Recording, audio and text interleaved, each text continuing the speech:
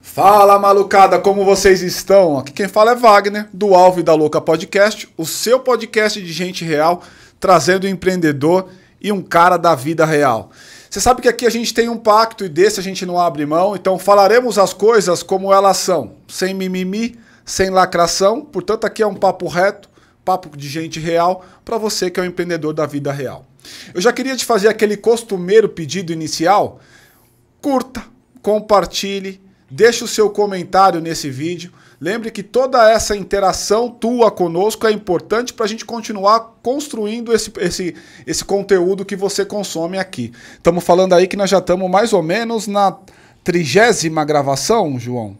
30 gravações aí, pessoal. Pode ser o 29, pode ser o 31. A gente isso aí, ainda não sabe mais exatamente ou menos isso, porque né? a gente está gravando hoje e só vai ao ar daqui a pouco. E é isso aí. Comigo, meu parceiro João, que você conhece, João.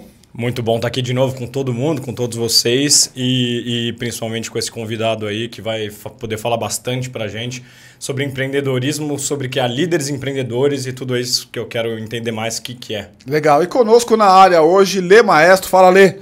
Fala, Wagner. Cara, muito obrigado João. aí. Pô. Queria te dar um presente em agradecimento à sua participação aqui. Pode abrir, pode ficar à vontade aí, cara. Nem começa a falar, já vou ganhando presente. Pô, Vocês estão me acostumando exatamente, mal é. aqui, hein, meu? Caraca. Todo dia é velho. Natal aqui na UOL. Todo dia é Natal, Pô, né? da hora. Exato. Todo dia Adorei é o Natal. presente. Mas pra ser Natal tem que ter comida e bebida. Daqui a pouco aparece aí, né? Cara, Dizem que sempre chega também. vocês me deram o presente certo, porque eu sou viciado em café, cara. Eu também, Então essa cara. xícara aqui Então, vai servir Bebo café o dia inteiro, cara. vários cafés. Vou guardar aqui no cantinho. Valeu. Ô, Lê, eu queria começar, cara, antes de falar qualquer coisa, eu queria entender o nome Lê Maestro. De onde vem, cara? Cara, Como é que nasceu isso, meu?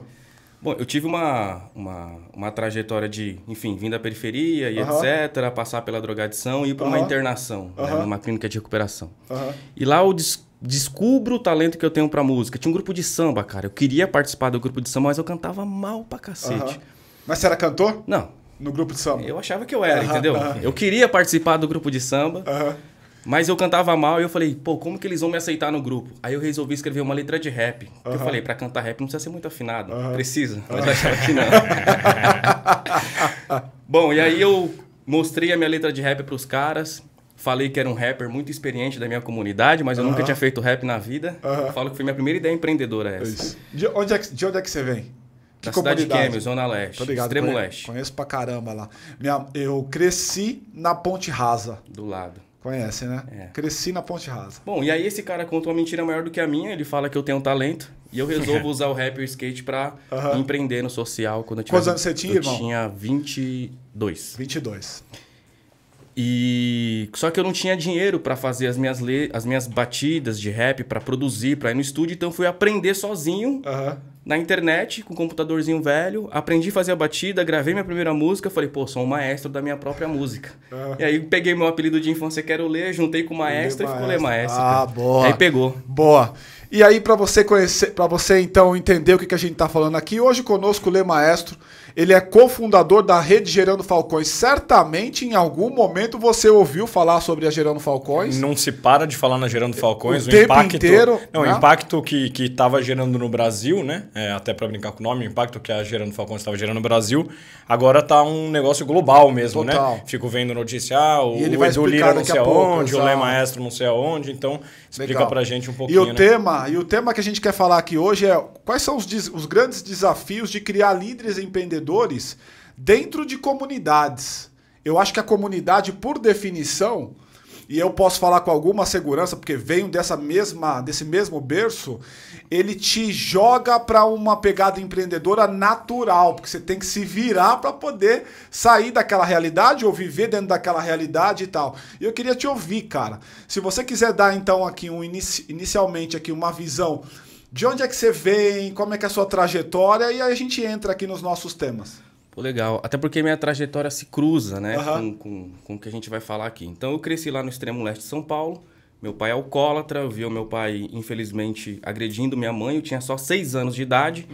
E meus irmãos mais velhos, na época, já consumiam também cocaína. Então, eu cresci num ambiente de muita violência. Quantos irmãos? Eu tenho 2 irmãos. 2 irmãos. 2 irmãos mais velhos do que eu.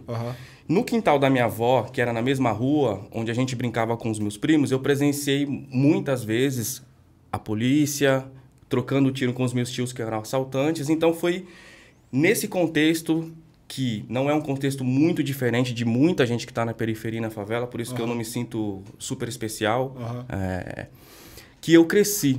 E com 13 anos eu comecei a andar de skate. Com 11 anos, desculpa, eu comecei a andar de skate. Foi a minha fuga para todas aquelas mazelas que eu vivia ali ao meu lado. Aos 13, eu já estava competindo. Tinha um patrocinador e proposta para seguir carreira no esporte. Mas eu me machuco. Era véspera de um campeonato que valeria uma passagem para a Europa. E era o meu sonho ir para a Europa. Caraca. E tenho que ficar 6 meses sem andar de skate. Caraca. Por conta disso, sem essa minha fuga, sem essa minha atividade, eu acabo entrando em depressão. E passo 2 anos trancado dentro de um quarto. Naquela época, você não tinha noção que você estava em depressão, né, mano? Quantos anos você tem? Eu tô com 34 hoje. Então, você não tinha noção, porque não se falava tanto disso naquela época, né? E é isso, eu não sabia que era depressão, não sabia que aquele meu ambiente familiar tinha me causado uma série de sequelas e de traumas. Minha mãe não tinha noção disso, ninguém sabia me dizer o que eu tinha. E eu fiquei esses 2 anos ali, trancado no quarto, sem ir pra escola, sem comer direito. E no final desses 2 anos eu conheço uma outra fuga que quase destruiu a minha vida, que foi a cocaína. Então, quantos anos você tinha? Eu tinha 16 para 17. 17 anos. E ali eu descubro na droga várias sensações que eu não tinha quando eu estava sóbrio. Então, a depressão, aquele meu ambiente me tornou uma pessoa insegura, com autoestima muito baixa, me senti incapaz de realizar as coisas. Com a cocaína, eu me sentia seguro, minha autoestima elevava por conta daquela De alguma brisa. forma era parecido com estar em cima do skate? Um pouco. Eu estava substituindo uma emoção que eu deveria produzir naturalmente pelo consumo da cocaína. Só que compulsivamente, cheguei a pesar 45 quilos, tive overdose. Caraca. Ficava de 4 a 5 dias fora de casa. Quanto tempo demorou do início da droga até estar nessa situação já de 4 anos. 4 anos. 4 anos. 4 anos depois eu já tinha perdido totalmente o controle. Aí tentei pequenas iniciativas de até de traficar, de começar a roubar. E a tua mãe, mano? Como é que era nessa época? Cara, minha mãe, uma guerreira. Imagina, 3 filhos viciados. Né? O meu pai, alcoólatra. Então, desde sempre, eu via minha mãe trabalhando.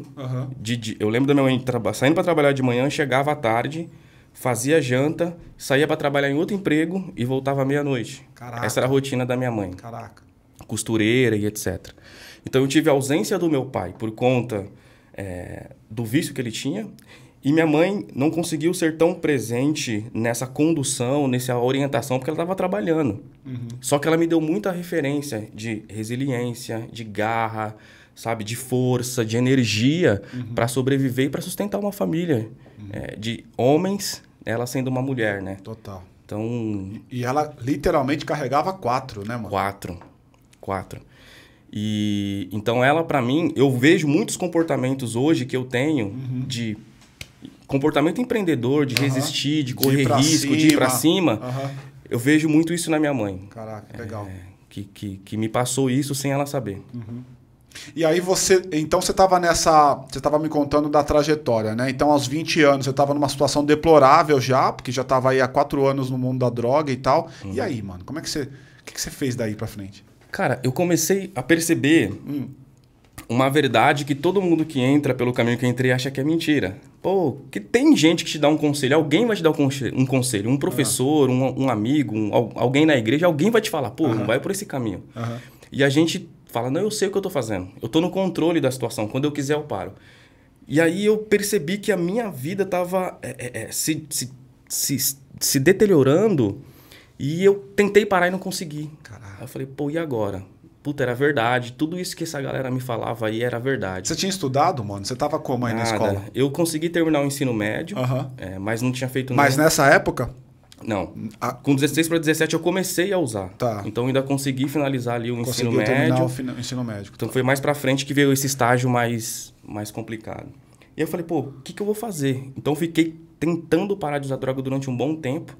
Até que me recomendaram ir para uma casa de reabilitação. E foi quando eu fui para lá. E começou ali a minha trajetória com o social e a minha trajetória empreendedora. Porque eu descobri o talento que eu tinha para o rap. Já tinha o skate como um talento.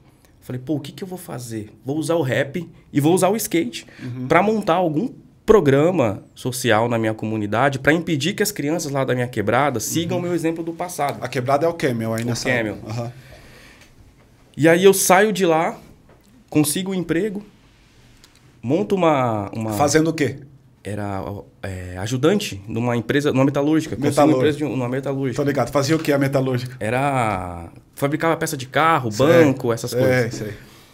E eu, então, consigo comprar 10 skates e monto um projetinho junto com um amigo numa escola aos finais de semana, com esse intuito. Então, pô, a gente levava os skates, as crianças chegavam e ali a gente tentava já trabalhar essa questão da mentalidade, né, para elas seguirem esse caminho diferente.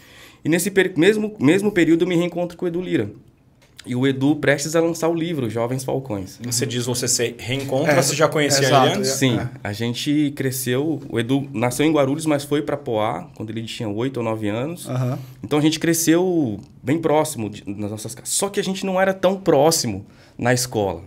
Porque mas estudava no mesmo bairro? Estudavam na mesma escola. É mesmo? Porque o Edu... Mas ele morava em Poá? Morava de esquina, assim. Só que a gente não era tão próximo, porque nessa época ele era mais do futebol e eu era mais do skate. Então a gente estava sempre em ambientes não tão parecidos, né? Quando a gente se reencontra nesse período, que ele está prestes a lançar o livro Jovens Falcões, é um outro Edu Lira, né? Que estudou, que foi para a faculdade, que teve a mãe... Filho, não importa onde você vem, o que importa é para onde você vai. Então, que trabalhou a mentalidade dele desde cedo, né? Mesmo ele com o pai preso, teve uma mãe que trabalhou sua mentalidade. Então, eu encontro o Edu lançando um livro e com essa história de querer mudar o mundo. Eu falo, cara, esse cara é preto, da favela e tá lançando um livro. Ele também tem que ter um rap. E aí eu escrevi uma letra de rap e quando eu mostrei para ele... cara, o Edu é um cara sensacional. Ele começou a pegar um... Que ano foi isso, cara? Ai, cara, não me lembro exatamente. Quantos anos foi tem? 2011, acho que final de 2010, começo de 2011, se eu não me engano. E se eu te pedir para soltar 2 versinhos dessa letra aí? Cara, eu acho que eu ainda lembro. Eu acho que eu ainda lembro.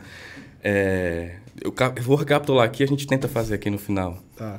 E aí, cara, ele começa a rabiscar um monte de folha de papel assim, fazer umas bolas, tipo um cientista maluco, e fala no final, vamos mudar o mundo. Eu falei, cara, então tá bom, vamos mudar o mundo. Eu saí dali inspirado, fui lá na minha empresa, pedi demissão, voltei uma semana depois, falei, Du, tô pronto. Tá pronto? Vamos mudar o mundo, vamos começar o projeto. Ele falou, mas não era agora, né? Dá uma segurada, né? Porque eu pedi demissão e não tinha grana para me pagar.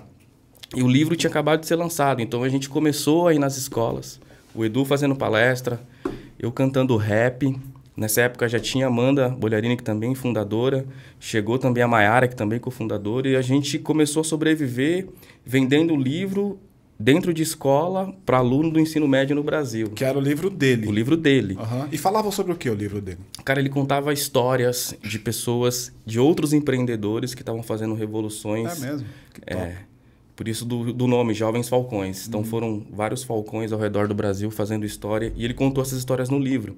E a gente ia nas escolas para inspirar os jovens com as nossas histórias e também trazendo um pouco dessas histórias do livro para que os jovens já começassem a mudar a sua mentalidade para tanto o resgate da sua autoestima e também terem essa mentalidade empreendedora, que no Brasil é muito complicado. Muito complicado. Né?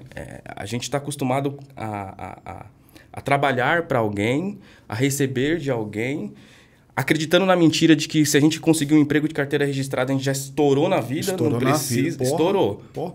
Cara, eu lembro do pessoal da minha infância, mano, pra você ter ideia. E, puta, eu venho da mesma história que você, de Fundão, Zona Leste, o caramba.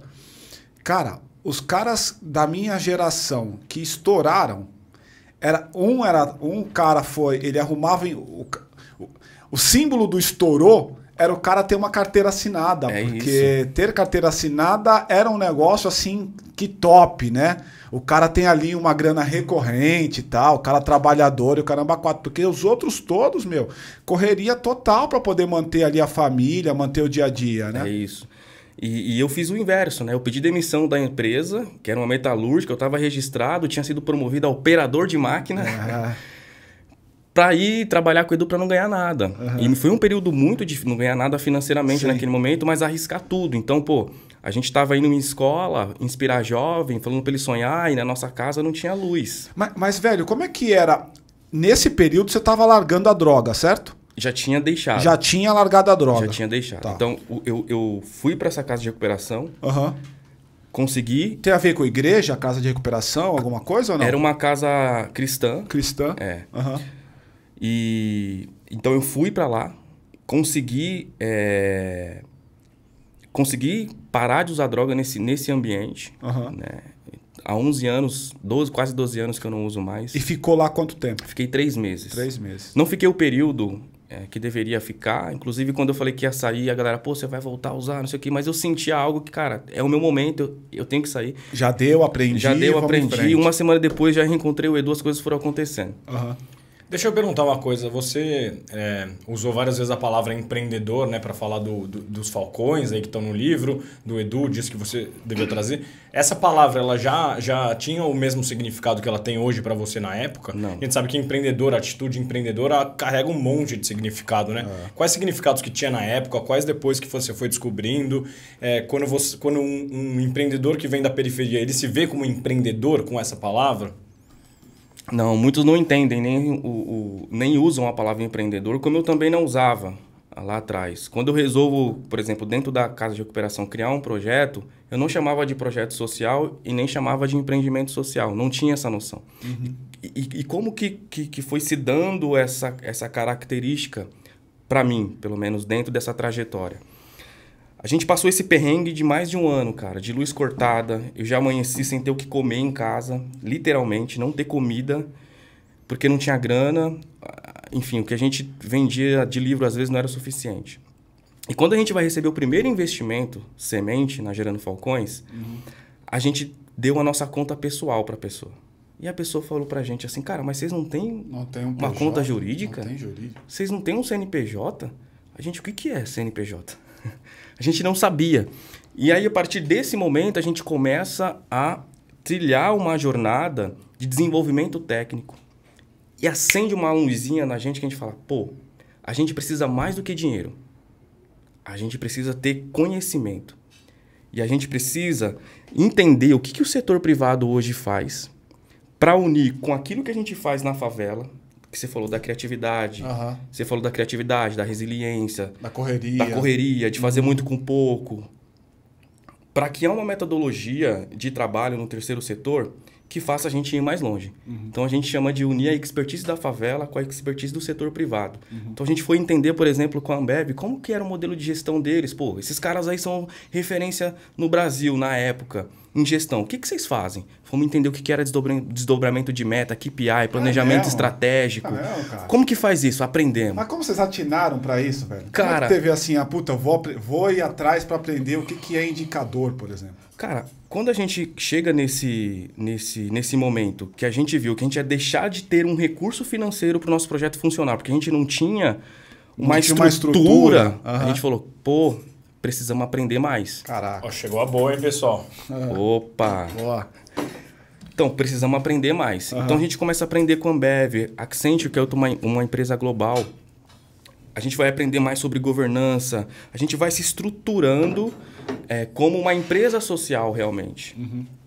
E atrelado toda essa expertise da favela, de fazer o muito com pouco, a gente consegue ir levando a Gerando Falcões para um outro patamar. Qual foi a primeira grana que entrou? A primeira grana foi da família Vilela, Patrícia Vilela Marino e Ricardo Vilela, acionistas do Itaú, que fizeram esse investimento de semente na Gerando Falcões para 6 meses. Cara, e a gente dedicou a nossa vida naqueles 6 meses para produzir o máximo de impacto. Mas qual que era o business? O que vocês tinham que fazer ali por aquele dinheiro que estava colocando a família? Cara, naquela época, a gente tinha esse processo, né, de palestras dentro das escolas. Então, tinha um projeto inspiracional para jovens. E a gente também tinha oficinas de cultura e de esporte para atrair essa molecada. Através da cultura, através do esporte, mas para trabalhar a mentalidade. Para desenvolver competências técnicas e socioemocionais, soft skills. Porque o que transformou a minha vida e o que trouxe a gente até aqui não foi só necessariamente o acesso, né, à oportunidade. A gente teve que ser preparado, sem intenção pela vida, e depois com intencionalidade, para conseguir evoluir de papel profissional e emocional, para lidar com os desafios, para entender, cara, conseguir olhar no seu olho, perder aquela estima baixa, a autoconfiança, de passar segurança para o investidor. Então, tem uma série de coisas que a gente viveu em nós e que a gente sabe que é fundamental da favela viver, da periferia viver, da quebrada viver, para conseguir deixar de ser aquele cara que estoura com a carteira registrada e que vai ter o seu próprio negócio e vai realmente alavancar e vencer na vida. Quando você olha para os países, por exemplo, os 10 melhores países no ranking de educação e competitividade no mundo, e você vai ver a base de educação, eles estão trabalhando as habilidades socioemocionais da sua galera. Eles estão trabalhando educação financeira dentro da escola. Eles estão tornando, fazendo com que o sistema educacional torna por si só aquela criança, um jovem e um adulto no futuro empreendedor. E aqui no Brasil, ao contrário. Então, quando a gente entendeu isso, a gente começou a traduzir isso através dos nossos programas educacionais. E com metodologia, né? Isso era algo estruturado, algo planejado? Vocês criaram um modelo ali para você trazer essas habilidades que você disse, essas soft skills? Então. Porque é difícil trabalhar soft skills, né? Como é que você trabalha isso num modelo estruturado? Exatamente. Aí a gente vai chegar nesse Muito boa pergunta. Então, a gente vai aprendendo na prática, errando, apanhando, e tal, o que é isso? Aí coloca à frente qualificação profissional, começa a ser auditado por empresas como KPMG, começa a ter um plano de comunicação mais robusto, a prestar conta direito para os nossos investidores. A gente vai se estruturando na raça e com muitos mentores da iniciativa privada. Quando a gente chega no nosso nível de maturidade e que a gente fala, temos mais de 2.000 famílias sendo atendidas na favela. Quanto tempo depois? Isso quase 4 anos depois. 4 anos depois. Do primeiro investimento. Quando a gente chega no nível de maturidade, que a gente tem parceiros consolidados, que a gente atende mais de 2 famílias na comunidade, com cultura, esporte, qualificação profissional, geração de renda, com projeto de fomento ao empreendedorismo, para onde a gente vai agora? Precisamos expandir esse conhecimento, porque a nossa missão não é mudar o mundo, não é mandar a pobreza da favela para o museu, mas a gente não faz isso aqui sozinho de Poá. Então, a gente começa a expandir essa metodologia, essa metodologia que une essa expertise da favela com o setor privado, para outras favelas, mas através de outras lideranças sociais. Então, eu comecei a viajar o Brasil inteiro, cara, do extremo leste aos ribeirinhos da Amazônia, para encontrar essas lideranças, selecionar essas lideranças, depois voltar nesses territórios, ficar morando e implementando as tecnologias. Ficamos 2 anos fazendo isso, e aí a gente falou, para a gente escalar isso com mais qualidade, a gente precisa estruturar essa metodologia num formato híbrido de formação. E aí lançamos... Híbrido como? Híbrido com uma plataforma online. Físico e digital. E aí a gente resolve então criar a Falcons University, que é a universidade da liderança social. Essa noção foi pré-pandemia? De que tinha que ser híbrido? Cara, foi pré-pandemia. Isso é bacana, porque pouca gente tinha essa noção já. O mundo já estava, de alguma maneira, indo para esse caminho, mas eu diria a você que, com alguma segurança, que estava projetado mais a valor futuro, né? A gente sabia que chegaria aí e a pandemia acelerou o processo. Mas acho que tinha até um bloqueio contra a EAD, né? Tipo, não quero fazer um curso online, não quero aprender isso. Se você pegar, por exemplo, o gráfico de evolução dos cursos superior online, cara, isso vem crescendo no tempo. Sim. É claro que era uma coisa minúscula, cresceu um pouco, continua ainda minúscula, ficou pequena e tal. Mas a pandemia deu uma acelerada no processo, né? Foi, total. E pra gente foi super importante. E foi antes da pandemia que vocês construíram a Falcons University. A gente começou a estruturar a universidade já num formato híbrido. E o que a gente fez, cara? A gente pegou toda a nossa trajetória empreendedora e a gente disseminou dentro de 12 módulos dentro da Falcons University. Então, tudo que a gente aprendeu na prática e na teoria, a gente colocou como módulo de conhecimento dentro da universidade. O que você chama de universidade é universidade mesmo? Com um diploma de nível superior, etc? Como é que é? A gente está nesse processo agora do credenciamento do MEC para se tornar uma faculdade. Tá bom. Mas a gente é um conceito de universidade corporativa, né? Ok. Então a gente coloca ali, cara, e o que a gente faz? Eu costumo dizer que a gente não transforma ninguém em líder social, porque eles já são. Uhum. Eles já estão na favela, já estão fazendo o bem, já estão fazendo projetos transformadores. Mas a gente põe eles dentro dessa trilha para eles se tornarem empreendedores sociais. Ah.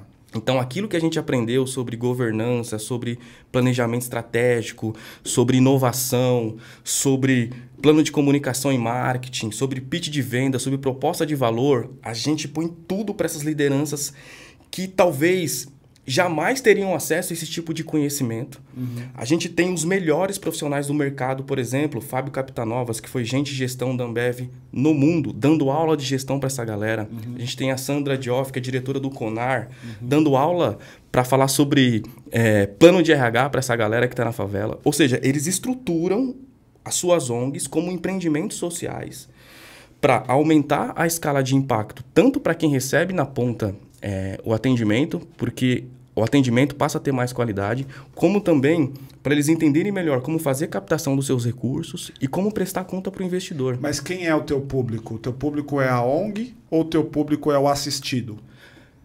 Os dois. Os dois. Então, a gente forma o líder social. Ele passa um período de 6 meses. Que é a ONG. Que é a ONG. Que é o líder, o gestor. O gestor. Então, ele passa por esse processo de 6 meses. Estrutura sua organização. Tem muita ONG que chega dentro da Falcon sem CNPJ. Então, ela aprende a abrir o que é CNPJ e abre o CNPJ durante a formação. Uhum. Então, por isso que ela tem esse formato híbrido. Tudo que ele aprende na teoria, ele precisa aplicar na prática. Uhum. Dentro da sua própria organização. Depois que ele passa por esse período de 6 meses iniciais, a gente faz uma etapa de escolher quais são as ONGs que mais se desenvolveram e que estão em regiões do Brasil estratégicas, que a gente vai investir financeiramente para ela contratar mais pessoas da sua equipe. No primeiro momento é uma captação, todo mundo se inscreve e faz lá o curso de 6 meses. Depois tem uma peneira, uma seleção daquelas que performam melhor, vamos chamar assim. Exatamente. Quase como se fosse uma aceleradora de ONGs. É uma aceleradora de ONGs. Modelo, Exato. E aí a gente, e é exatamente assim que a gente chama. E a gente acelera essas ONGs com recurso financeiro para 4 anos. E a lógica desse investimento para cada ano, a gente vai tirando uma porcentagem de 20% do valor e ele entra num programa de excelência em que ele precisa mostrar todos os resultados de eficiência na gestão, na qualidade e também captação de recurso para a gente ir tirando, ano a ano, o nosso valor, até que essa ONG se torne autossustentável. Aquelas ONGs que não entram nesse programa de aceleração, elas permanecem na nossa rede como fellowship, onde elas continuam numa formação por mais 3 anos e meio. A cada 6 meses a gente vai fazendo uma revisão, essa ONG já pode receber o investimento. Como é que é o investimento, cara? Quanto é? Como é que funciona? Você pega um pedaço do negócio? Como é que funciona? Então, ele apresenta um projeto final da formação de 6 meses.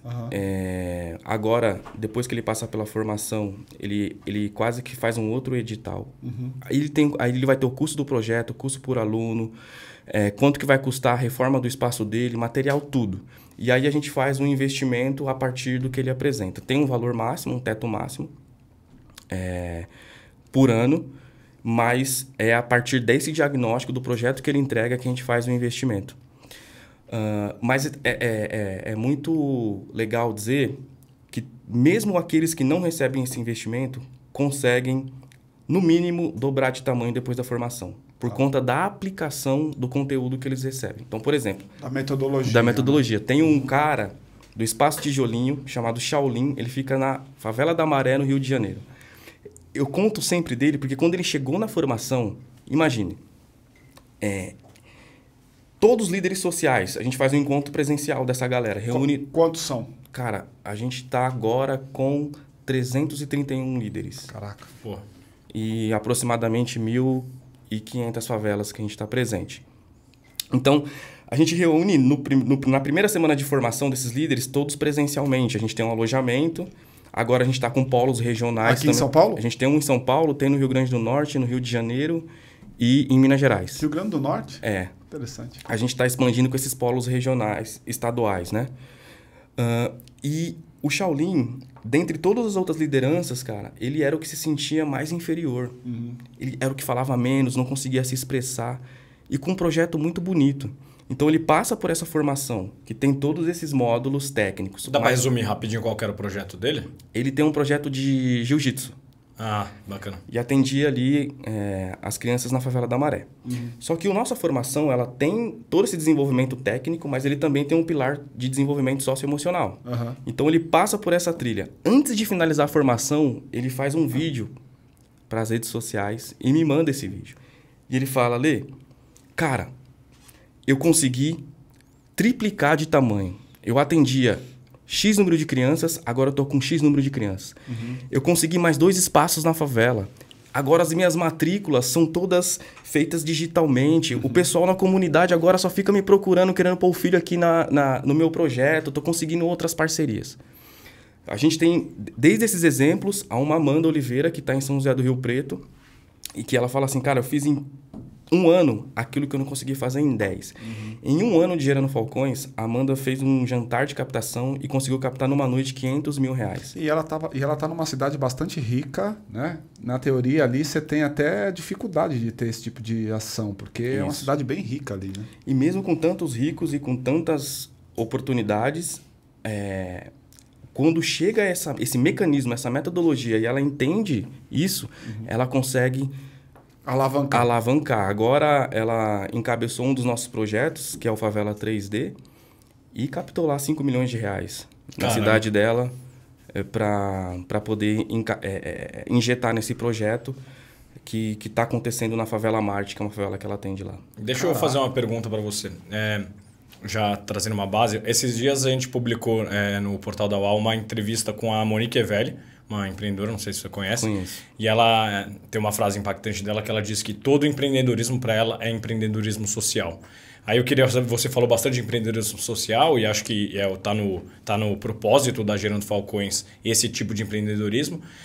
Mas como você vê o outro empreendedorismo que não é o de ONG, o que é de ganhar dinheiro, tantas lojas, comércios, gente fazendo outras empresas, vocês pretendem ou de alguma forma vocês acham que vocês estão ajudando esse ecossistema também dentro das comunidades? A gente já fez 2 projetos específicos para esses empreendedores dentro da favela. Então, deles passarem também por uma formação parecida com a da Falcons, receberem um investimento para injetar nos seus comércios. Então, cabeleireiro, reformar o seu espaço, entender o que é o fluxo de caixa, ter um CNPJ, emitir nota, que a maioria não tem. Então, a gente já fez projetos específicos para essa galera e a gente entende que esse fomento ao empreendedorismo dentro da favela precisa existir. Porque... Ele também é social, acho que a minha pergunta é um pouco isso. Também é empreendedorismo social. Se você vamos pensar... existe esse rótulo, só quero discutir o rótulo. Vamos pensar no empreendedorismo social, né? A primeira coisa que você faz quando você abre uma empresa, o que você faz? Contrato social, não é? Contrato social.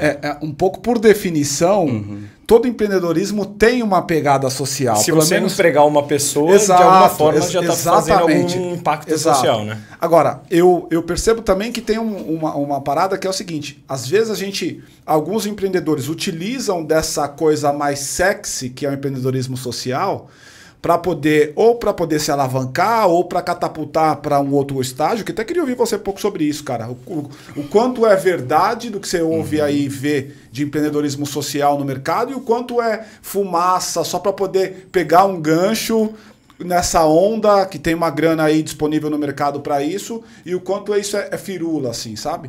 Então, voltando para a etimologia da palavra, a questão social, eu acredito, concordo com ela, que está 100% para... Sempre é. Sempre. Agora, o quanto que aquilo é verdade para a pessoa, para o empreendedor, o quanto de impacto ela quer gerar, né? Cara, eu acho que a gente, quando começou a se relacionar com empreendedores que não eram de favela, a gente começou a quebrar muito preconceito também. Porque existe o preconceito, né, da Faria Lima para o extremo leste, e a gente também tem uma visão um pouco do que é a Faria Lima sem conhecê-la. Então, a gente começa esse processo de relacionamento com essas empresas de falar, a gente quer mais do que sua grana. A gente quer o seu relacionamento. A gente quer você dentro da favela. A gente quer o seu coração. E quando a gente começa a fazer essa troca e levar essa galera para a favela, a gente começa a entender o ser humano por trás daquela empresa. E ele compra a ideia e vira a causa dele. Tá. Mas é um processo. Mas eu acho que no mundo tem uma coisa chamada, que está muito famosa agora, que é o ESG. Sim. Então tem uma agenda global de ESG e uma transição da forma como se empreende no mundo. E daqui 10 anos, as empresas que não tiverem isso forte dentro delas, elas vão deixar de existir, porque o consumidor não vai querer consumir o produto delas se ela não tiver uma responsabilidade ambiental, social forte. E se ela também não tiver uma boa estrutura de governança, o colaborador não vai querer estar lá. E o investidor não vai colocar dinheiro. E o investidor não vai pôr dinheiro. A bandeira do ESG, de alguma maneira, está dentro desse espectro do investidor. Mas, cara, sabe como é que eu vejo o ESG assim, de maneira bem prática? Me parece que é uma lição meio requentada, Ale. Sabe por quê, cara? Porque falar de governança, o mundo já fala de governança desde quando ele existe, cara. Agora, a gente está trazendo o método, está trazendo os pilares para olhar, né? Vou falar de sustentabilidade. O que é sustentabilidade? Estou falando do pilar ambiental, social, econômico e as suas variáveis, né? Social com econômico, da socioeconômico, né? Socioambiental, ecoeficiente e tal, que são as variações dos 3 pilares. Agora, não te parece que esta é uma prática requentada? Pode ser que sim, mas o que eu entendo? Se esse é o caminho, então a gente tem que usar esse caminho para levar o melhor para quem mais precisa. Eu concordo. Então, por exemplo, a gente criou na Falcons Universe, porque a Falcons ela tem um programa de líderes, ela tem um programa para educadores, ela tem um programa para jovens, justamente para desenvolver soft skill, preparar ele para o mercado de trabalho e desenvolvê-lo em programação e uma série de cursos. E a gente criou um programa para empresas, que é um curso... para empresas também? Um curso de ESG para empresas. Inclusive, nesse exato momento, tem 2 empresas fazendo parte, que é a BR Malls e a Login, onde a gente faz todo um trabalho de consultoria para essa empresa, para ela construir o seu programa de ESG ou reconstruir o programa de ESG que ela tem, com imersão dentro da favela. Então, conselheiro, presidente, estagiário, gente de RH vai para dentro da favela, ficar imerso com a gente lá, para ouvir o morador de lá, ouvir o empreendedor de lá, sentir aonde o produto dela está chegando, quem é a pessoa que está indo trabalhar na empresa dela. E a partir dessa cocriação com a favela, os programas de ESG fazerem realmente sentido para a empresa, para o colaborador e para quem vai receber. Você tira do discurso e coloca no real, né? Coloca no mundo real. Se a gente pudesse traduzir de alguma maneira, eu diria que é isso. O que ele está dizendo aqui é o seguinte, cara... De fato, tem um discurso, uma nuvem bastante grande no mercado. Uma tendência que não dá para fugir. Que não tem como fugir. É boboca pensar que tem como fugir, não tem como fugir. Né? Tem coisas que não tem como fugir, tipo inovação, não tem como fugir. Tendência. Não tem como fugir. Digitalização, tem como fugir? Não tem como. Esse já é a mesma coisa. Só que eu tenho a impressão que é uma prática requentada e o que ele está trazendo pode até ser, só que tem que ser real. E você está trazendo as empresas para viver isso como um atributo real, realidade vivida na favela, né? Exatamente isso. Porque, e aí teve o depoimento de uma pessoa que foi nesse curso, que ele chega no final dessa imersão e fala: vocês mudaram completamente a minha visão sobre a favela e sobre a forma que eu tenho que empreender. Toda empresa precisa comprar esse curso. Porque é isso. Às vezes, ele está fazendo uma prática requentada. Ou ele até tem uma intenção genuína de fazer mas ele faz errado ou não faz tão eficiente para quem recebe porque não conhece a realidade. Porque ele não conhece. Foi aquilo que eu falei. Por isso que a gente tem um lema na Gerando Falcões, de quebrar os muros e de construir as pontes. Eu também aprendi, e a Gerando Falcões também aprendeu muito com a galera que estudou em Harvard, que nunca passou dificuldade, que tiveram todos os privilégios. A gente também aprende muito com essa galera. E a gente também passa muito do que a gente aprendeu na fome, na escassez, né, na violência, para quem está do outro lado. E essa troca, ela precisa existir, porque senão a gente nunca vai mudar essa lógica de mercado e de sociedade como ela existe.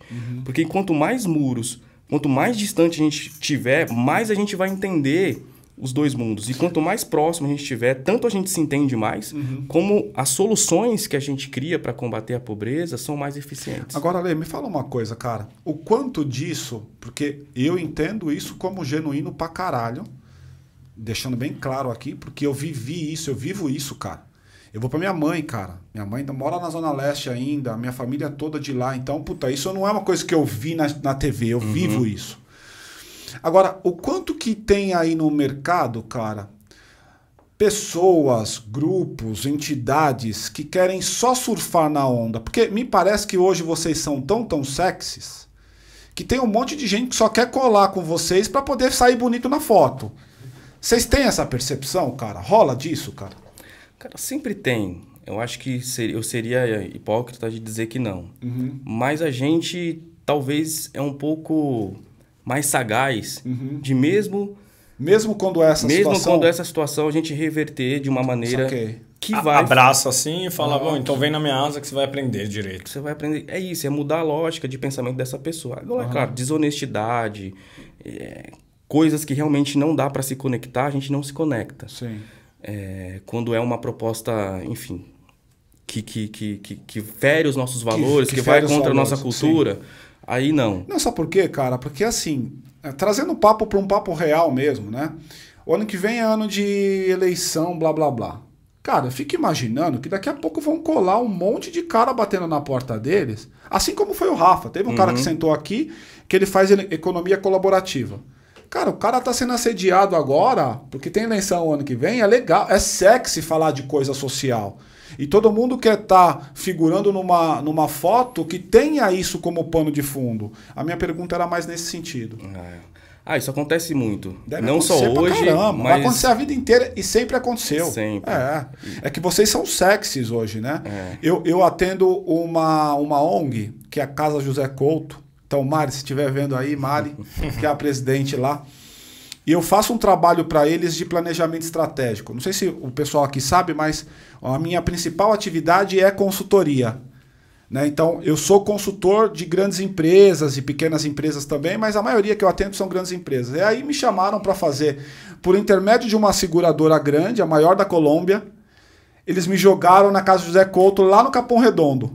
E eu fui o cara que fui fazer lá o planejamento estratégico deles e tal. Cara, vocês são a figura que esses caras olham o tempo inteiro. Fala assim, ó, tem aqui uma figura que eu quero olhar para ela como referência. E ali o Gerando Falcões, sem dúvida nenhuma, é essa figura. Agora, eu tenho a impressão que esse movimento social como um todo, vocês têm aplicado têm trazido um benefício para o movimento, que é a profissionalização. Ele é muito pouco profissional, né, cara? É um monte de gente com muito boa intenção e que se doa, e é absurdo, João, o quanto que aquelas pessoas se doam. A própria Mari, que é a presidente lá, ela largou a vida dela inteira para focar naquilo, velho. A vida dela é aquilo, ela trabalha o tempo inteiro para aquilo. Então é muito bacana o quanto se doa. E a única coisa que fica para mim, eu queria te ouvir, é o quanto esse pessoal todo que está nesse ambiente social já tem se atinado para a coisa do eu preciso profissionalizar, eu preciso ter indicador, eu preciso ter gestão, eu preciso ter governança. Esses caras estão percebendo esse movimento? Cara, eu vejo essa percepção clara. Até de quem não está na aula ainda. Até de quem não está na aula. Porque a procura pela Gerando Falcões, pela Falcons University, é maior do que a gente consegue atender hoje. Quantos alunos tem na Falcons University? Nesse semestre tem 209 alunos. Caraca, bastante. Então, a gente inclusive está... Todos pagantes? Não, ninguém paga. Ninguém paga? É tudo gratuito. É mesmo? Caraca. O dinheiro vem todo das empresas que de alguma forma investem no negócio. Então, como que hoje a gente tem investidores, master, tem investidores pontuais, ou seja, empresas por projeto. E a gente também tem a nossa frente de negócios. Então, a gente criou um varejo social, que é um e-commerce, um bazar, escola, que funciona tanto para gerar receita com peças doadas, desde roupas, calçados a móveis. A gente tem 2 lojas no centro de Poá, uma no shopping, na Zona Norte. Qual shopping? Esqueci o nome do shopping. Não tem problema, quando você lembrar, você fala. Tá. Uma no shopping ali da Zona Norte. Temos um planejamento para abrir no mínimo 10 lojas no ano que vem, para gerar receita para os programas sociais e reverter. A gente tem os cursos de SD, por exemplo, aí é um curso pago para empresas. Vamos lançar cursos livres e vamos lançar cursos de graduação, pós-graduação. Então, eu sou empreendedor, estou vendo aqui esse podcast e eu quero virar aluno da Falcons University. Como é que eu faço? Nosso edital não vai estar mais no ar, não. Mas a gente tem um processo seletivo que está aberto. Então, ele entra nesse processo seletivo, tá bom. Passa por esse filtro. Ele entra lá no site, então, e tem todo esse... Tem todo esse passo a passo. Esse passo a passo. E aí, cara, eu vejo essa procura muito grande e a gente tinha uma meta de, em 4 anos, formar 540 líderes sociais. Lá em 2019, quando a gente lançou a Falcons University. Só que a gente já chegou em menos de 2 anos na universidade e temos 331 alunos. Então, a gente dobrou a nossa meta, triplicou a nossa meta, quadruplicou a nossa meta. E até 2024, que é o final desses 4, 5 anos, a gente quer ter 5 mil líderes sociais formados dentro da nossa base. Isso representa aproximadamente, dentro dessas organizações, 30 mil educadores e 1 milhão de crianças e jovens sendo atendidos nas áreas de cultura, de esporte, de qualificação profissional e recebendo esse desenvolvimento de soft skills para plano de vida e de carreira. Então, o ano que vem, hoje a gente tem 4 polos, a gente abre mais 6 e já começa o ano com 400 líderes sociais em formação e termina com 1.000 e vamos escalonando. Esses caras, eles viram Gerando Falcões? Mentores, por exemplo?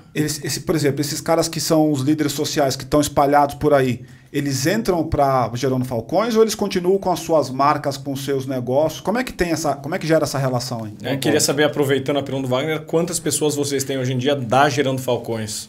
Tá.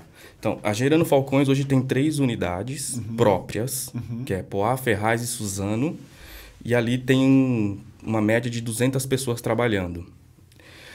Na rede, a gente tem essas ONGs que ela não deixa de ter a sua marca. Não deixa. Então, ela é, por exemplo, o Entre o Céu e a Favela, no Morro da Providência, no Rio, que faz parte da rede Gerando Falcões e que atua com mecanismos e metodologias.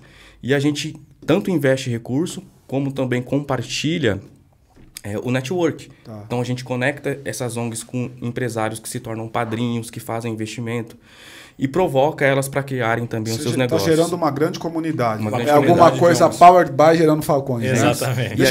E aí, cara, só para complementar, assim, isso é muita inovação no terceiro setor e na filantropia brasileira. Porque quando você olha historicamente, o dinheiro da filantropia, ele ficou percorrendo entre as mesmas organizações, nos mesmos espaços. A vida inteira. A vida inteira. Então, a gente está descentralizando aquele que, assim como nós, jamais ia ser visto no fundão da Zona Leste. A gente está compartilhando com essa galera o conhecimento, com essa galera a informação e com essa galera o recurso. E tornando elas empreendedores sociais para se tornarem sustentáveis, para terem sustentabilidade na sua organização, independente do recurso da Gerando Falcões. É mudar o terceiro setor no Brasil de liga. É fazer com que a gente compita de igual com o primeiro e com o segundo setor. Então, a gente está quebrando essa lógica de investimento, descentralizando o conhecimento, pegando o que tem de mais inovador no mundo e levando para o mais fundão das favelas. Se você tivesse que falar rapidamente numa equação entre do investimento que vocês administram de alguma maneira, o quanto é público, o quanto é privado, em termos percentuais, só para eu entender a equação.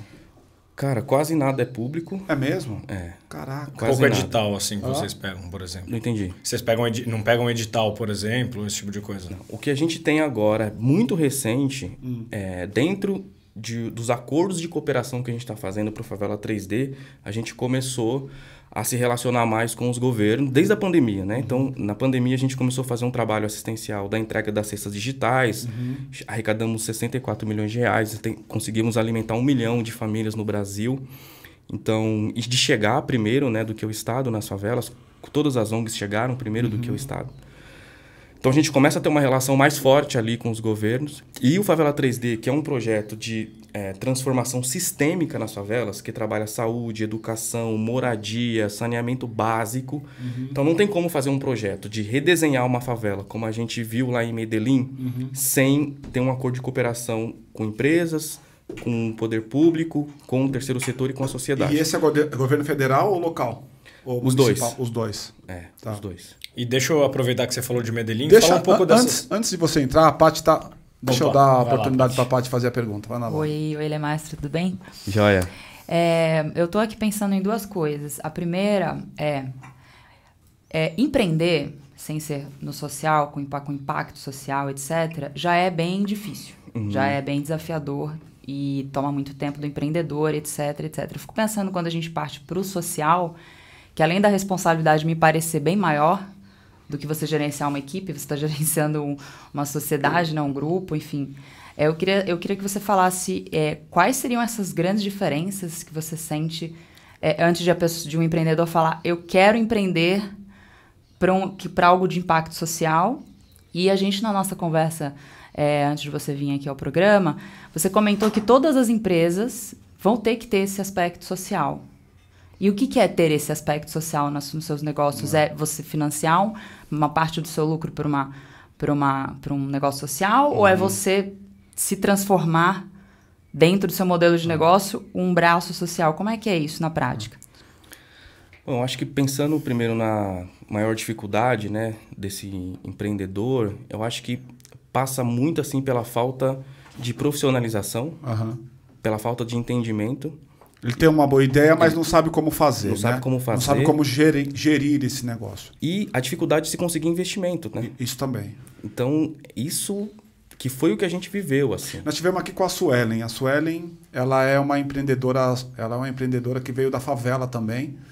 E ela falou para nós isso, a dificuldade monstra que tem de pegar investimento. E se você vê em outros contextos, até o criar um negócio sem investimento, mas quando você já tem um recurso próprio, quando você tem uma herança, alguma coisa assim, é muito mais fácil. A família, né? Agora, começar do nada e não ter a possibilidade de conseguir investimento, aí cria uma lógica que é perversa, né? Perversa. E aí que entra toda a expertise da favela, de resiliência. E quando eu falo de fazer muito com pouco, eu vou dar um exemplo. A gente, quando eu comecei a fazer a oficina de skate, a gente não tinha nem obstáculo para as crianças andarem e nem tinha como dar premiação, fazer campeonato, nem nada. Então a gente, cara, como que a gente vai fazer? Pô, tem umas carteiras quebradas ali. Aquilo vai virar uma rampa. Então você pega uma coisa que era uma carteira de escola quebrada e faz virar uma rampa e a criança adora aquilo. Pô, como que eu vou fazer para essas crianças terem um campeonato? Não temos grana. Cara, eu fui no lixão e eu peguei troféu velho. Troféu quebrado. Pintei com spray, peguei peça de skate quebrada, montei num negocinho de madeira. Falei, aqui é os troféus. Eles adoraram. E aí, quando você pega essa lógica de inventar recurso, de fabricar recurso, de, ao invés de você encontrar 10 problemas para uma solução, você trazer solução para tudo, e você chega no investimento, você consegue fazer muito mais, talvez, de alguém que não veio dessa realidade. Então, quando, por exemplo, eu olho para o Vale do Silício, quando eu olho para Israel, quando eu olho para dentro de programas inovadores que fazem revoluções no mundo, sempre tem ali um brasileiro que veio de uma realidade muito difícil, pensando na inteligência daquele negócio. No Facebook, por exemplo, tem um cara do Vergel, que é o Wesley Barbosa. Vergel é uma comunidade que a gente está lá, que as famílias criam porcos no esgoto, literalmente. O porco fica comendo a merda que sai no esgoto e depois a família mata o porco para poder comer, que é o único alimento que ela tem. Então, o cara sai de uma realidade como essa e vai trabalhar no Facebook por conta da resiliência que ele tem, da inovação, da criatividade. Então, eu acho que a principal dificuldade para o empreendedor, principalmente que está na favela, é ele entender quem ele é e entender as competências que ele tem. Porque ninguém contou isso para ele, ninguém contou para nós. O cara cresce sem referência, né, mano? Cresce sem referência. O cara, ele até pode ser um cara visionário, mas quando ele busca um paralelo para olhar e falar, caralho, eu quero ser igual a esse cara, ele não encontra, porque não lhe foi disponibilizado. Ainda que ele tenha um pai e uma mãe da hora, bacana, porque o pai e a mãe vai ser a referência da pessoa, do caráter e tal, mas estou pensando no ambiente profissional mesmo. Tipo, eu quero copiar quem? Cara, né? E ele eu quero tem uma ser série, igual quem? ele tem uma série de habilidades que ele não sabe. Vou dar outro exemplo. Uma família que coleta sururu ou que cata latinha na rua. Você sabe o que é sururu, João? Não. O que é sururu? Sururu é um molúsculo, é um negócio, uma parada que dá no mangue no fundo do rio, Total. que você cozinha e come e tal. E nessa favela do Vargem do Lago, a outra fonte de alimento e de renda é a pesca do sururu. Mas a família consegue fazer R$200 por mês. e ela sobrevive com esse valor. Não é a melhor maneira de desenvolver habilidade. Mas a gente fala muito nas empresas sobre orçamento à base zero. Cara, a favela é especialista nisso. Mas ela não sabe. Total. E aí, o sistema fala para ela que ela é incapaz, que ela é fraca. Quando, na verdade, ela é forte, ela é criativa, ela faz muito com pouco. Então, quando a gente traz para a favela esse despertar, essa mudança de mentalidade, a gente fala, cara, você tem muita habilidade. Você sabe uma coisa que me impressionou com você aqui, velho? A minha formação é de consultoria, então eu conheço um monte de metodologia. Eu tô impressionado com a tua capacidade de falar um monte de coisa de gestão. Onde você aprendeu essa porra toda, cara? Ó, ele falou de OBZ, que é uma prática super bacana, que é orçamento base zero. Quando eu esqueço a minha trajetória passada e faço toda a minha estratégia. Existe uma brincadeira que a gente até faz nas empresas. Quem nasceu primeiro, planejamento ou orçamento, né? Então, normalmente eu tento encaixar o planejamento no orçamento que eu já tenho. Quando você pensa em OBZ, você está pensando base zero do orçamento e você, a partir da tua estratégia, constrói o teu orçamento. Você falou disso. Você falou de ESG, você falou de indicadores, você falou de planejamento estratégico. Onde você aprendeu essa porra toda, cara? Cara, foi com essa troca que eu falei no começo. A gente foi tendo mentores que foram nos ensinando coisas que a gente não sabia. E aí a gente aplicando também o nosso conhecimento, o favelês. Que da hora. O favelês, né, a expertise da favela, para poder chegar nesse nível de maturidade com uma metodologia específica para a favela e para quem empreende vindo de favela. Dentro da Gerando Falcões, qual que é o teu papel? Vocês têm papéis divididos lá? O que o Edu faz? O que você faz? O que as meninas fazem? Como é que tá essa estrutura? O Edu é o CEO, né? Hoje eu sou diretor de toda a área de educação na Gerando Falcões. Legal. Então cuido da universidade, dos Por isso, cursos. Então. Por isso que o cara domina as metodologias. O cara é o reitor da universidade. Né? É isso aí. E a outra pergunta qual que era? Tinha uma pergunta, né? Ela fez duas, né? Deixa ela voltar na segunda. É sobre que era o impacto social. Toda a empresa ser social. Toda a empresa no futuro. Que conceito é esse que você está trazendo? Como que você acha que eles vão se transformar? Eu acho que, para a gente responder essa pergunta dela, eu ainda tenho uma pergunta que vai totalmente aqui alinhar com a dela, que é o que é o impacto social, né, cara? Porque a gente tá falando o tempo inteiro disso aqui, e aí um pouco da pergunta dela. Impacto social é ajudar a sociedade ou é transformar o meu negócio em um negócio que tenha uma pegada social? O que nós estamos falando? Cara, eu acho que independente se tá na favela, se tá no centro, se é rico ou se é pobre, todo mundo quer ter uma vida legal. Ok. Então, quem tem muita grana quer ter segurança. Quem não tem muita grana quer ter um mínimo de estabilidade, alimentação, de conforto, por exemplo. Alimentação e tudo.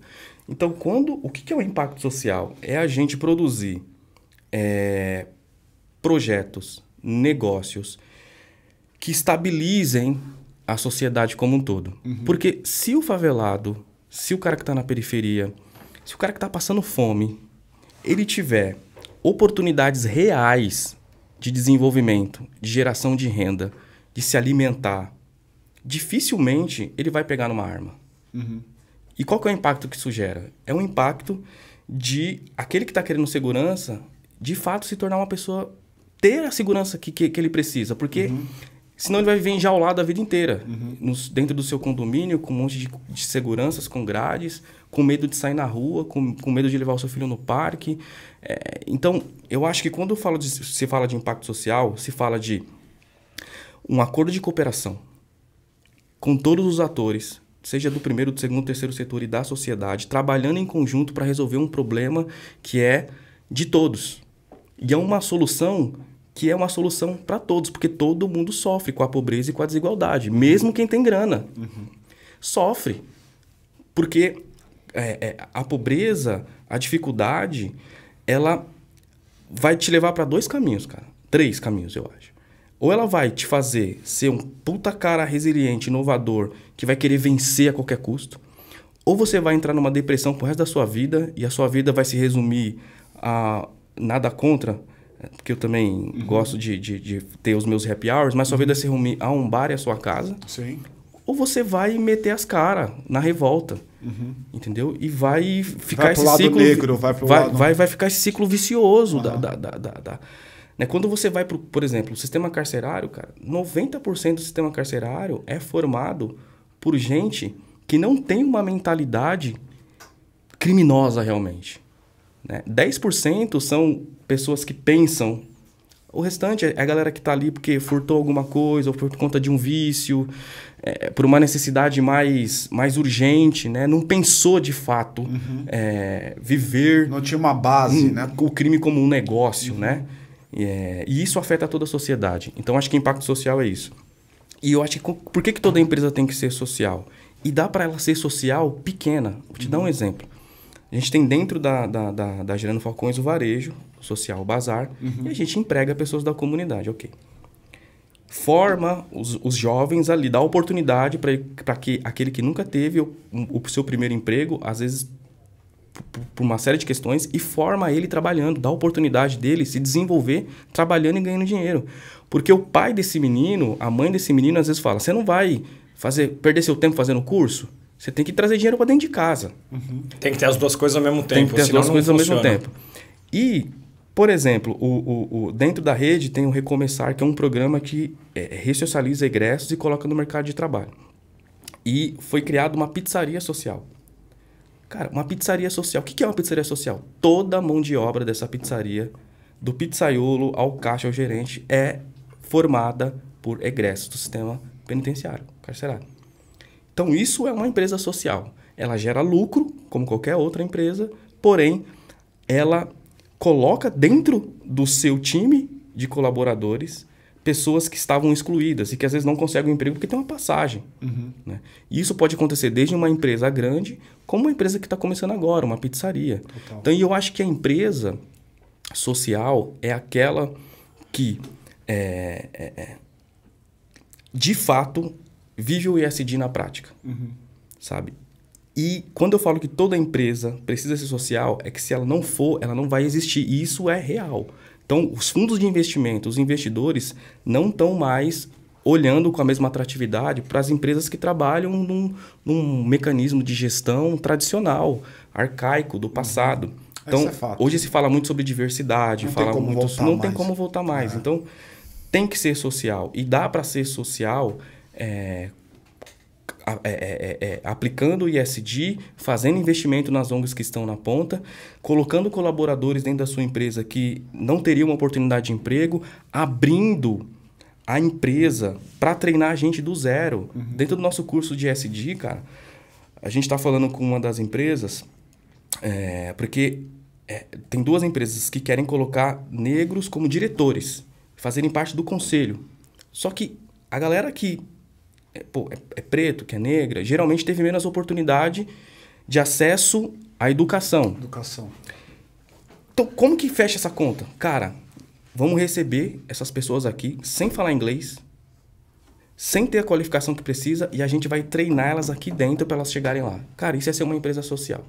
E aí você inverter um pouco essa lógica, né, de como as coisas funcionam. Ou seja, ao invés de pegar o cara pronto, como eu não tenho muitas vezes esse cara pronto, isso é uma verdade, sabia? Eu, na minha trajetória profissional, cara, como negro e interagindo com um monte de executivo, velho, eu consigo te contar nos dedos da mão, acho que menos. Nos dedos da mão do Lula. O quanto que você tem de negros como diretor e presidente, eu não me lembro de nenhum. Eu lembro de um banco que tem um diretor. Agora, das empresas todas que eu atendo ou que eu atendi, não tem, cara. Não tem, cara. Não tem. É um negócio bizarro, assim. Pra você ter noção, cara, ainda hoje, esses dias eu fui fazer um papo com um cara, pensa num cara grande, assim, o cara manda na porra toda de uma empresa global XPTO. Cara, eu comecei o papo com o cara me desmerecendo do começo ao fim, velho. Do tipo, tá bom, fala aí. Tava cagando pra mim. E eu acho da hora isso, porque quando o cara começa assim, me dá mais vontade de fazer a reunião. Uma reunião que seria 15 minutos, ficamos lá 1h20, cara. E eu fazendo um monte de perguntas assim, sabe, cortante pro cara. O cara falou, opa, legal isso aqui, vamos, agora te respeito, vamos nessa, vamos começar. Porque tem muito disso. essa oportunidade do negro de fazer parte. Eu não tô aqui com papo boboca de que coitado do negro, não é disso não. Mas de fato é uma realidade isso. Você tem menos espaço, né? É uma realidade. E é uma questão histórica. É né? questão histórica, então, fato. A gente tem ali, há pouco mais de 100 anos atrás, né, a libertação dos escravos, mas para onde eles vão? Sem emprego, sem renda. Eles vão subir os morros, sem se educação. formam as favelas. Então se forma lá a primeira favela do Brasil, que é o Morro da Providência. Então se torna esse ciclo. Então a gente está mais atrasado por conta da história e por conta das coisas como elas aconteceram. Então não tem como... E aí eu vejo seja pela agenda ESG, ou seja por uma questão genuína, muitos empresários, empreendedores, empresas querendo agregar, mas sem conseguir fazer agregar em determinadas posições. Não sabe como fazer, né, meu? Não sabe como fazer, porque o cara não fala inglês, então ele já não passa no processo seletivo. Então os programas de trainee já exclui. Então eu acho que... inverter essa lógica de como funcionam os programas de trainee, o processo de entrevista e dar oportunidade para pessoas que querem, como nós, fazerem esse processo de desenvolvimento dentro da empresa, eu acho que é fundamental. Irmão, deixa eu te fazer uma pergunta aqui, que me parece que eu e você, nós dois estamos mais ou menos nesse lugar, mas eu queria um pouco da tua percepção com relação à grande maioria. Eu e você... Me parece que nós dois, a gente olhava, ainda quando pequeno, falava assim, caralho, tem alguma oportunidade que, mesmo eu sendo vida louca, vida dura e o caramba 4, favela e o caramba 4, eu preciso começar aqui a trilhar um caminho para poder sair dessa realidade. Uhum. Quando você olha para toda essa multidão de pessoas que você atende, você consegue me dar um cheiro de quantos % da molecada tem esse tipo de mentalidade, do tipo, vou fazer, vou detonar, dane-se que eu sou favelado, ou dane-se que eu sou negro, ou dane-se que eu não tenho recurso, eu não me vejo inferiorizado com relação aos demais. Existe essa mentalidade em muito dos moleques, ou não? Ou se está crescendo, né? Ou se está crescendo? Eu acho que essa mentalidade se desenvolveu um pouquinho mais por conta do acesso que eles tiveram, que a gente teve a internet. A informação, né? Informação. O YouTube tá lá, você aprende tudo no YouTube, Isso. Né? E por conta da representatividade que a internet nos trouxe. Através dos músicos, através de outros empreendedores. Mas é pouco. Pouco, né? É pouco. E aí, por isso que todos os nossos programas estão voltados no pilar de educação para desenvolver esse soft skill na veia. Que é o que você quer aplicar. E aí a gente fez uma pesquisa recente com o IDES e nessa pesquisa saiu que para cada R$1 investido na Gerando Falcões, a gente retorna em R$3,50 para a sociedade. Olha. Por quê? Porque o jovem e a criança que acessa essas oportunidades de educação dentro da rede, ela se torna mais autoconfiante. Ela melhora suas notas na escola sem a gente dar o reforço escolar, porque ela cria essa consciência. Ela passa a ter uma mentalidade mais empreendedora. Ela tem um vínculo social e familiar modificado a partir do acesso que ela tem nessas oficinas e nesses programas educacionais.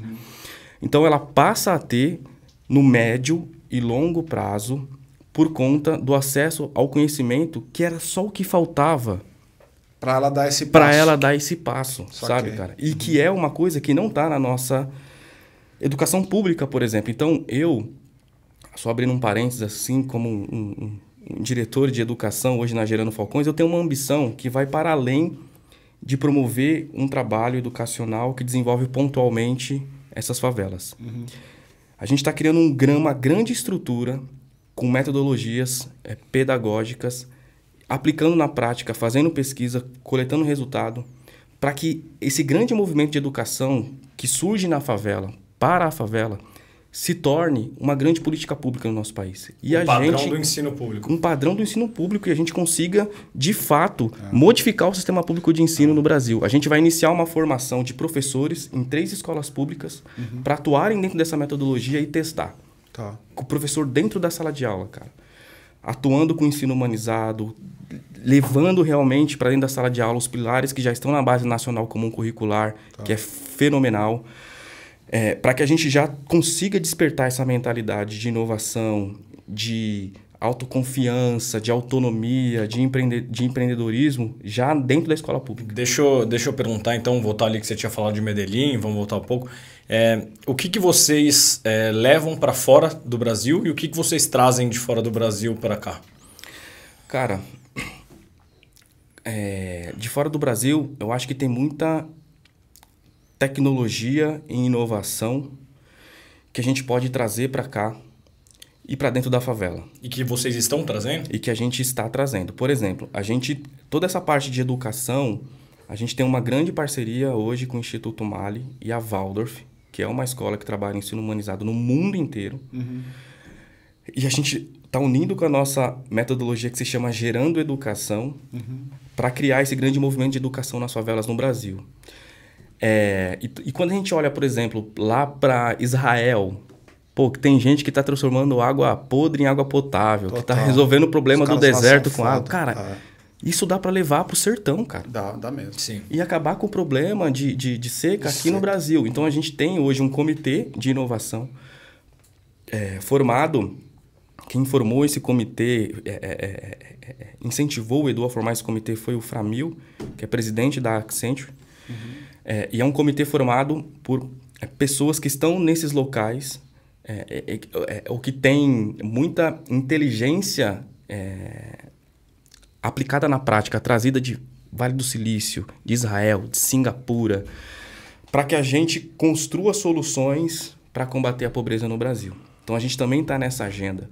Cara, o que a gente quer, essa utopia maluca, essa loucura, é realmente mandar a pobreza da favela para um museu. A gente acredita nisso com a nossa alma, com a nossa vida, e a gente dedica a nossa vida para isso de forma real. Eu tenho uma coisa forte para dizer assim, que eu falo em todos os momentos que eu tenho oportunidade, que a única maneira que tem de nos parar é se realmente tirarem a nossa vida. Mas caso isso não aconteça, a gente vai fazer essa transformação no nosso país. E pode ser que a gente não veja ela por completo, assim como o Walt Disney também não viu a Disney sendo inaugurada. Mas a gente vai deixar o caminho, o mecanismo e a estrutura para que a pobreza deixe de existir no nosso país e a gente também deixe esse legado para o mundo.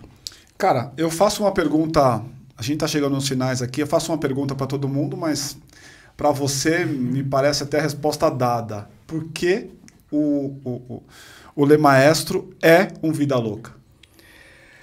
Cara, depois de tudo que eu vivi na minha vida e superei, eu não tenho outra alternativa a não ser um vida louca. Porque não era nem para eu estar vivo. Então, eu vejo a oportunidade que me foi dada da vida como a última oportunidade realmente da minha vida. E eu tenho que ser esse vida louca e dedicar a minha vida para isso. Do lugar que eu saí para o lugar onde eu cheguei, era improvável. Totalmente de ter reconhecimento do Fórum Econômico Mundial, de receber prêmio TOIP, o mesmo prêmio que o Elvis Presley ganhou um dia, de tá em todos os lugares, tá aqui com vocês, pessoas incríveis, num programa tão bacana. Então eu não tenho outra alternativa, eu tenho que ser um vida louca. Ele é um vida louca. É isso, muito bom. Não tem pra onde correr. Mais uma personificação do nome do programa. Total. Cara, agradeço muito aqui, meu, de verdade. Eu acho que eu saio desse papo com um monte de ensinamento bacana, meu.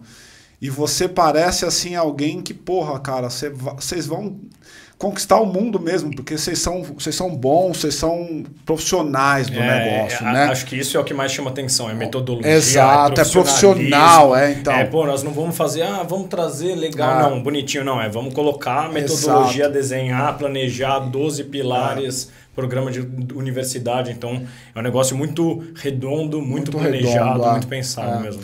E eu, cara, te agradeço demais pela sua participação. Muito obrigado mesmo, viu, cara? Pô, eu que agradeço estar com vocês aqui, pelo convite. Um programa muito importante pro Brasil. Vou recomendar para todo mundo, para toda a nossa base no Brasil, divulgar aí na nossa rede, em mais de 1.500 favelas, porque esse é o tipo de conteúdo que desperta as pessoas de fato para viverem e deixarem de sobreviver. Então, parabéns pelo que vocês estão fazendo. Então, obrigado, a gente está em busca aqui de embaixadores vida louca, saca, meu? E o nosso papel aqui é trazer o empreendedor da vida real, esse que tem um papo reto tipo você, assim, para falar a coisa como ela é. Menos flu-flu, menos fumaça, só contando história boa. A gente já começou aqui contando um negócio trash de droga, o Caramba 4. Olha a rampada que deu, né? Os prêmios, o Caramba 4. Então, e não é ficar embelezando não é ficar a pobreza, embelezando nada, a dificuldade. cara. Não, é a história real. É valorizar mesmo a história real, exatamente. O que foi feito que é do caralho, Exato. né? É muito do caralho. E eu não consigo encontrar outra palavra. A palavra é do caralho mesmo, sabe? Então, mais uma vez, obrigado aqui, tá? Tamo Valeu junto. Pô, mesmo, e você que tá tá assistindo a gente, entra lá no site do Gerando Falcões. Manda bala. Tem várias maneiras de você conseguir ajudar, como um voluntário, doando o seu dinheiro, o seu tempo, enfim, divulgando os nossos programas. É isso aí. Ou participar mesmo, né? Se inscrever. Entrar, tá dentro da rede. Tamo junto. É isso. A gente vai colocar, inclusive, não esquece disso, João. Na descrição. De colocar na deixar. descrição o link do Gerando Falcões para as pessoas entrarem. E eu quero fazer o pedido, né? Então, se você está assistindo, curtiu esse papo, primeira coisa, se inscreve aí no canal, isso é importante para nós, não deixa de curtir, de compartilhar. Se lembre que aqui na descrição a gente tem o link para a nossa comunidade, a ideia da comunidade é ajudar você com coisas reais, com necessidades reais, te trazendo conhecimento, conteúdo, conexão e coisas do tipo. E também vamos colocar aqui embaixo na descrição o link da Gerando Falcões para vocês poderem também ali se inscreverem. Quem sabe você não é aí selecionado para fazer um curso e tem Exatamente. esse conteúdo todo para vocês, tá bom? Pessoal, até a próxima. Obrigado, pessoal. Tchau, tchau. Valeu, Valeu, irmão. Obrigado. Obrigado mesmo, cara. Show de bola.